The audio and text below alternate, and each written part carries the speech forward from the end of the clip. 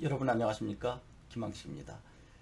초등교사가 갖춰야 할 자질에 대한 문제가 경인교대, 춘천교대, 진주교대 등에서 4번 자율문항으로 출제가 됩니다. 제일 많이 나오는 것이 소통, 공감 능력을 키우는 것이다 라고 했는데, 여러분이 소통에 관한 그리고 공감 능력에 관한 이야기를 했다고 해서 다른 학생이 하지 말라는 법은 없습니다. 소통도 수많은 다양한 방법으로 접근하면 되지 않을까요? 소통할 때 여러분 꼭 말로만 한다고 생각하나요? 아이들의 마음을 헤아려서 그 마음에 맞게 행동해 주는 것도 말 없는 소통 아닐까요? 그리고 눈높이 교육도 결국 소통이 되는 것입니다.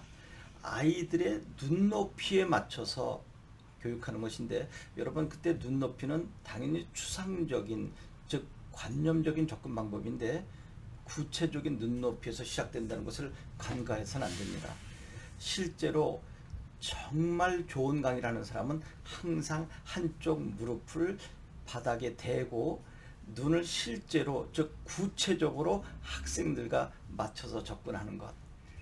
이 이야기는 지금은 교사 한 6, 7년 차 된 제 제자가 있습니다. 춘천교대를 다니는 과정 속에 전국 가르치는, 즉 티칭 콘테스트가 있습니다. 그런데 이 친구가 교육부 장관상을 받았죠. 1등을 해서. 그때 하루 전에 저하고 소통을 했습니다. 선생님, 제가 내일 그 티칭 대회 나가는데 어떻게 했으면 좋겠습니까? 딱 하나만 하거라.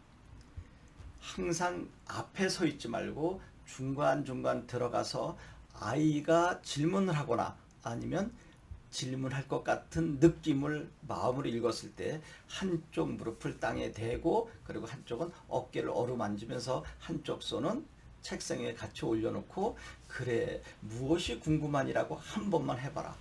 그것을 장학사나 채점 관계자가 봤을 때는 무조건 긍정적인 평가를 할 것이다 라고 이야기했습니다. 선생님, 애들 앞에서 무릎을 꿇어도 되나요?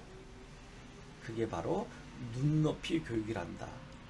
여러분, 구체적인 것이 곧 추상적인 것으로 일치될 때가 바로 남의 마음을 헤아려서, 즉 남은 학생들이겠죠. 학생들의 마음을 헤아려서 학생이 지금 무슨 생각을 가지고 있는가를 정확하게 파악해서 구체적으로 눈높이가 곧 추상적인 학생의 수준을 맞춰가는 거와 일치된다라고 하는 것.